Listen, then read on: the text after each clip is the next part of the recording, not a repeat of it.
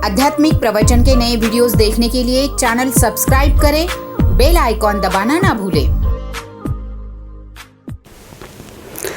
सत्संग जी, प्यार से कहिए धन्यकार। आज एक बार फिर आप सारे संतों के बीच ये ज्ञान चर्चा करने का सौभाग्य प्राप्त हुआ है। मैं सद्गुरु का शुक्रगुजार हूँ। सद्गुरु की कृपा से ही ये सब कुछ संभव हो पा रहा है, क्योंकि कहा भी है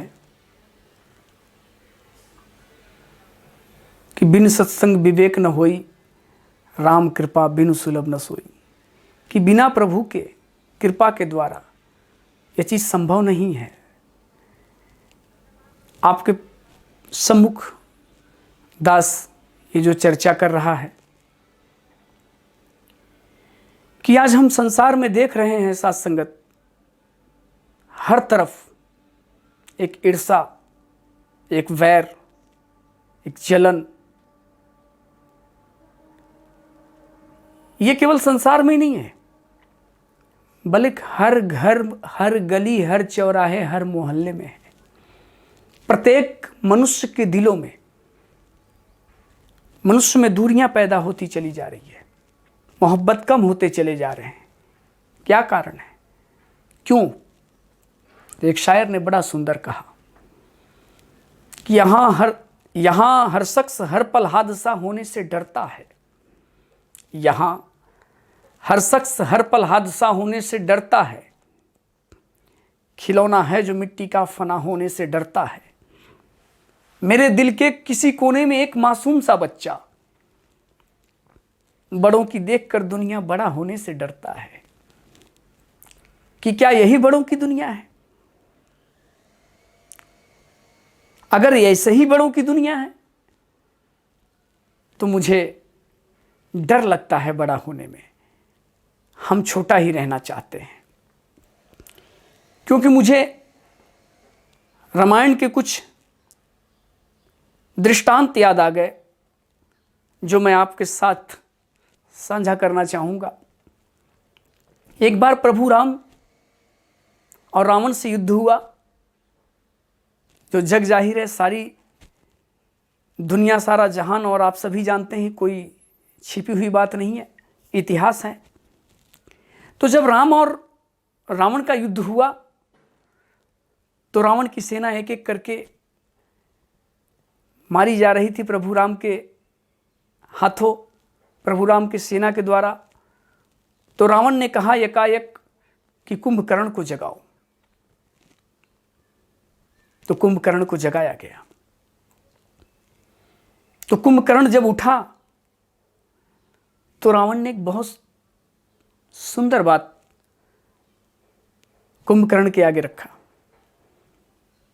रावण क्रोधित था और क्रोध में बोला उसको, अपने भाई कुंभकर्ण को, कि कुंभकर्ण, यहां राम से युद्ध छिड़ा हुआ है, हमारी कितने बलशाली सेना मारी गई, कितने योद्धा मारे गए, और तुझे इतने दिनों से जगाया जा रहा है, तू अभी उठ रहा है मूर्ख। अरे तूने क्या किया अपने जीवन में? सिर्फ खाया और सोया, यही किया? तो सत्संग रावण की बातों को सुनकर कुंभकर्ण अपने सर को नीचे किया और सर को नीचे करके बहुत सुंदर बात कहा रावण को कि भैया, तुम सही फरमा रहे हो कि मैंने अपने जीवन में कुछ नहीं किया, सिर्फ खाया और सोया। लेकिन मुझे एक बात बताओ रावण, मैंने अपने जीवन में कुछ नहीं किया, मैं खाया और सोया। मैंने अगर सोकर कुछ नहीं किया तो रावण तुम बता कि तुमने जाग के क्या किया? लोगों के दिलों में नफरत पैदा की, बदले की भावना पैदा किया, परिस्थिति को उठा लेकर आया, नफरतें पैदा की, युद्ध, लड़ाई, वैर, ईर्षा, जलन ये पैदा किया। अगर जागकर यही सब करना था तो रावण, इससे तो भला मैं सोया ही ठीक था। कमाल की बात लगी। कि आज संसार में इंसान कर क्या रहा है। प्रभु ने इतना सुंदर ये तन दिया था जिसको कहा है अशरफत मखलूकात। ये अशरफत मखलूकात है। 84 लाख योनियां भ्रमण करने के बाद मनुष्य का तनम मिलता है। बड़े भाग मानुष तन पावा, सुर दुर्लभ सब ग्रंथ ही गावा, साधन धाम मोक्ष करि द्वारा, पाहिन जे परलोक सवारा। ये इतना बड़ा मनुष्य का दुर्लभ तन किस लिए मिला? मनुष्य मनुष्य के काम आ सके, एक दूसरे का दर्द बांट सके। मुझे याद आ रहा है, बीते कुछ समय पहले हजूर बाबा जी के समागम में मुझे मंच पर एक कविता पढ़ने का अवसर प्राप्त हुआ। तो उस कविता में मैंने अपना वो वाणी मुझे याद आती है कि सदगुरु ने मेरे से क्या लिखवा दिया था, और उस लाइन को मैं पढ़कर अचंभित हो जाता हूं। और वो लाइन थी कि इस आसमान को मुट्ठी में करने की कसम तो खाते हैं, बनकर एक इंसान जमीन पर ठीक से चल नहीं पाते हैं कौन से मिट्टी के पुतले, किस तरह ये प्यार जताते हैं, अरे जिंदों से रिश्ता तोड़कर फिर मुर्दों के लिए पछताते हैं। जो जिंदा व्यक्ति है उसकी कदर नहीं करते हैं, उसको जीते जी गाली देते हैं, जीते जी उससे वैर करते हैं, जब वो व्यक्ति मर जाता है तो उसके लिए पछताते हैं। ये कौन सी मोहब्बत है, ये कौन सी उल्फत है। आज संसार आदमी आदमी बढ़ता चला जा रहा है, भाई और भाई दूर हो जा रहे हैं। क्यों? क्योंकि दिलों में नफरत भरती चली जा रही है, अहंकार भरता चला जा रहा है। याद रखिए, एक शायर ने कहा, वो जो किसी से ना हारेगा, वो जो किसी से ना हारेगा, उसका गरूर ही उसको मारेगा। कुछ और जरा तू इंतजार कर, सब्र जीतेगा, जुल्म हारेगा। क्योंकि सब्र आज इंसान छोड़ चुका है।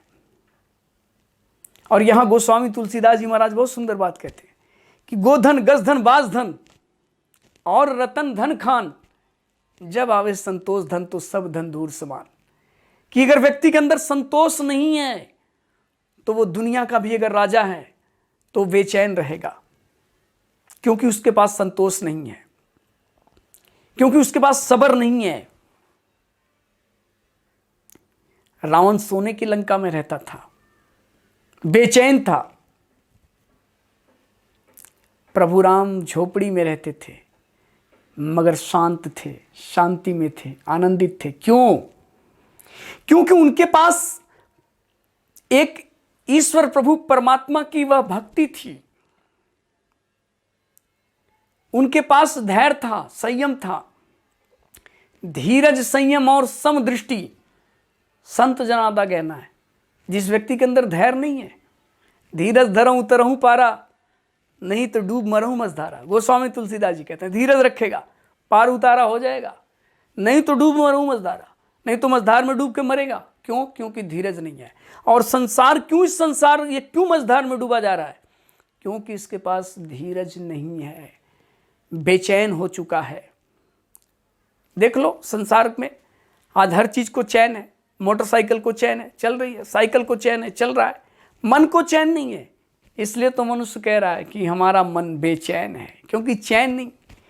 अगर इसको चैन में वाकई में लाना है तो मन बेचे सतगुरु के पास, तीज सेवक के कार्यरास। अपने मन को सतगुरु के आगे बेच दो। और एक मनुष्य का जीवन जिसको कहते हैं निद्रा भोजन भोग भय, यह पशुपूरक समान, ज्ञान अधिक एक नरण में, ज्ञान बिना पशु जान।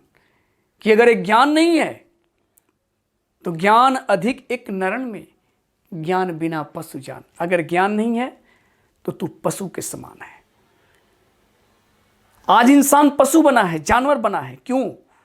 क्योंकि यही ज्ञान नहीं है कि मैं संसार में, मुझे प्रभु परमात्मा ने यहां क्यों भेजा है, क्या कारण है।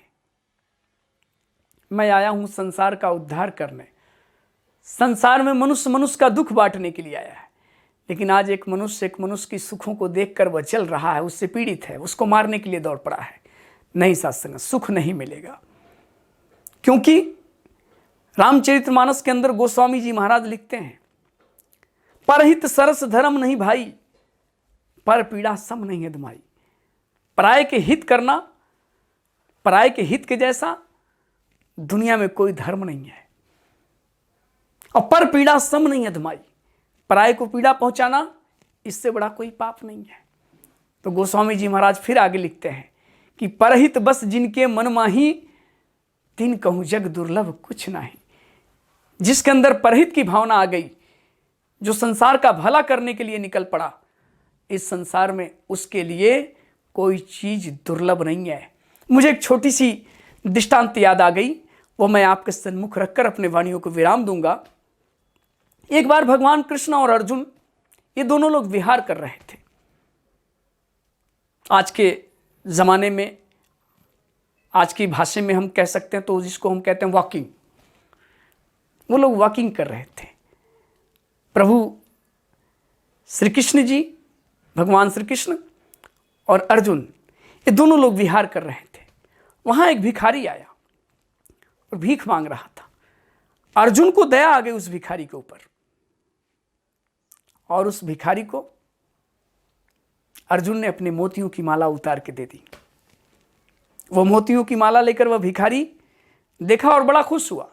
उसने सोचा, अब मेरी दरिद्रता हमेशा हमेशा के लिए चली जाएगी, अब मेरे भाग्य बदल जाएंगे, मेरे नसीब बदल जाएंगे। और लेकर खुशी खुशी घर पे चल रहा था, उछल रहा था, आनंद में था। इतने में क्या हुआ, कुछ एक डाकू आया और उसको देखा, उसके हाथों में मोतियों की माला थी। उस रास्ते से वो डाकू गुजर रहा था, इसको पकड़ा और बहुत मारा और वो मोतियों की माला छीन लिया। कल फिर ये वापस भीख मांगने लगा। फिर उसी रास्ते से अर्जुन और भगवान कृष्ण विहार कर रहे थे। अर्जुन बड़ा अचंभा हो गया कि अरे मैंने तो कल ही से मोतियों की माला दी, आज ये फिर भीख मांग रहा है। साथ अर्जुन से रहा नहीं गया, उसने फिर दया किया।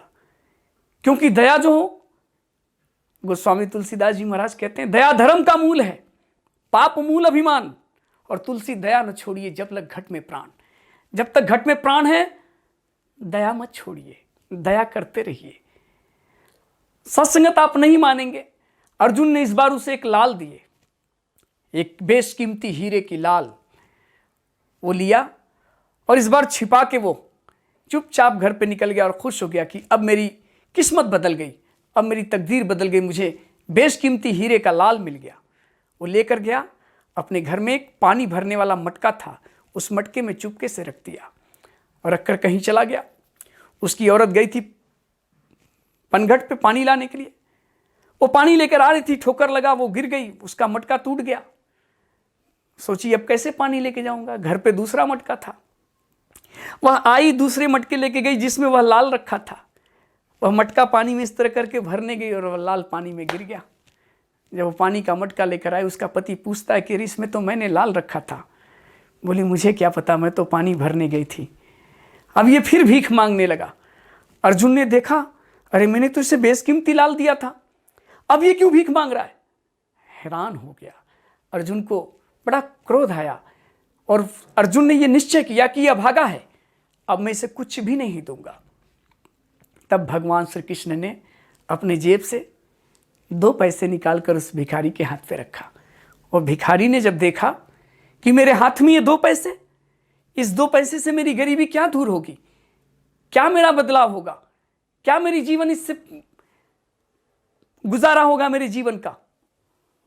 इसलिए उसने कोई खुशी न जाहिर करते हुए किसी रास्ते से वह जा रहा था और अपने आप को कोस रहा था कि इस 2 पैसे से मेरा क्या होगा। यही कोसते जा रहा था, तब तक देखा एक मछुआरा मछली पकड़कर मछलियों को बेच रहा था, और एक मछली जिंदा थी, वो तड़फ रही थी। उसकी तड़फ देखकर इस भिखारी को बड़ा दुख हुआ, और उसने क्या किया, वह 2 पैसे देकर उस मछुआरे को उसने वो मछली खरीद ली और सोचा कि इस मछली को मैं ले चल के वापस पानी में छोड़ देता हूँ, उसकी तड़फ शांत हो जाएगी। आओ मेरे दोस्तों, प्यारे साथियों, सत्संगत, वह मछली को जैसे ही पानी में छोड़ने गया, उस मछली ने वही बेशकीमती लाल जो अर्जुन ने दिया था अपने मुख से उगली। जब उसने लाल देखा, जोर जोर से खुशी में चिल्लाने लगा कि मिल गया, मिल गया, मिल गया, जोर जोर से उछल के बोलने लगा, मिल गया। उसी रास्ते से वह डाकू भी जा रहा था जिसने इसे मारा था और मारकर मोतियों की माला छीनी थी। इसको लगा कि इसने मुझे पहचान लिया है, इसलिए कह रहा है मिल गया, ये राजा से शिकायत कर देगा, अब मेरी राजा पकड़ लेगा, मुझे फांसी पे चढ़ा देगा। वो दौड़ा दौड़ा आया ठाकुर, वो डाकू दौड़ा दौड़ा आया और इसके चरणों में गिर गया, बोला भाई चुप हो जा, ये ले तेरी मोती की माला, मेरे से गलती हो गई, तू राजा से शिकायत न करना। आओ सत्संगत, ये सारा नज़ारा अर्जुन देख रहा था और अर्जुन ने भगवान कृष्ण से पूछा कि प्रभु, मैंने उससे बेशकीमती हीरे के लाल दिए, उसको मोतियों की माला दी, उससे भी गरीबी दूर नहीं हुई उसकी, और आपने 2 पैसे दिए, उसकी तकदीर बदल गई। इसका क्या रहस्य है प्रभु? भगवान कृष्ण ने मुस्कुराए और अर्जुन से कहा, हे अर्जुन, जिस वक्त तुमने उसे मोतियों की माला दी उस वक्त उसने अपने बारे में विचार किया, जिस वक्त तुमने बेशकीमती हीरे का लाल दिया उस वक्त उसने अपने बारे में विचार किया, और जिस वक्त मैंने वो 2 पैसे दिए उसने दूसरे के बारे में विचार किया, उसने दूसरे का भला सोचा, उस मछली का भला सोचा। और आओ अर्जुन, जो दूसरे का भला सोचता है उसका भला इस संसार में अपने आप होता है। तो आओ साथ संगत, भला कीजिए, भला होगा, बुरा कीजिए, बुरा होगा। आओ, ये नर्तन मिला है भलाई के लिए, तो संतन के मन रहत है सबके हित की बात, घट घट देखे अलग को, पूछे जात न पात। प्यार से कहना, धन्यवाद। आध्यात्मिक प्रवचन के नए वीडियोस देखने के लिए चैनल सब्सक्राइब करें, बेल आइकॉन दबाना ना भूलें।